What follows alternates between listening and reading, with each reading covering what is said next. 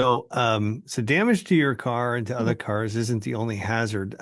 The other morning I was coming to work and I go past one of our favorite restaurants every morning and I noticed a big blue tarp on the side of the building and Uh-oh. followed up with the news that day. And that morning, somewhere around 4 o'clock in the morning, somebody lost control on the icy road and swerved all the way to the left and hit the curb and then bounced back and recovered and crossed all four lanes again and drove right into the corner of the building and took Mm. out the kitchen. Mm. So, Oh, that's terrible. and then they drove away. So we didn't even know how we did it.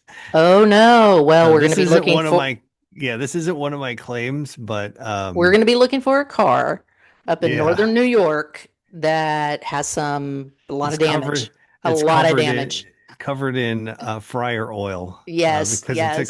took out all their fryers. Oh my. Oh my. Yeah. Because all of that can happen. And again, it's not just a winter thing. I've had a lot of claims, well, not a lot, but claims where people have lost control of their car, drunk driving, whatever, and they have gone through a living room, for example. And again, you and I have talked quite a bit. Often the uh, auto insurer will not want to take on the building, the repair of the building. Well, I mean, that is the property damage from your insured driving through my living room or my kitchen or, whatever. However, the insured, being the homeowner or your favorite diner, could also file a claim with their property insurance, get everything repaired, and then they subrogate against the auto owner. Yeah. So I've been on both sides of that claim, that type of claim. And my advice is that if you own the building, um, you're better off going through your own insurance carrier and letting them subrogate because for a lot of reasons. The biggest one is you're going to have less of a fight with your own insurance carrier than you will with the other side because they're going to be potentially arguing that some portion of this was not their insured fault. They can maybe say, well, there was a deer that ran out and that was an act of God, or some other car made us lose you don't Hmm. want to have to deal with Right. that fight. Let your insurance company deal with that. Yes. Even if they did accept 100% liability, now you're subject to actual cash value Thank only you. where Yes, you've I was got getting ready to say that. your, yeah, you've got your, if you have replacement costs on your home, you're going to wind up with more benefit from your own policy because That's you pay extra for that type of coverage.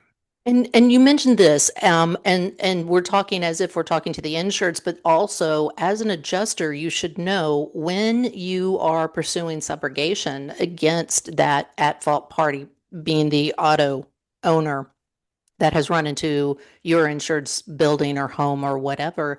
You're absolutely right, Bill. They only have the auto only has ACV, Hmm. actual cash value. For third party liability, it's not RCV. So while you as the insurance adjuster for the homeowner or the restaurant may have paid RCV, go ahead and subrogate for RCV, but understand that if the at-fault carrier takes 100%, they're only going to pay ACV.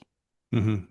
So that don't get upset. That's the way their policy is written.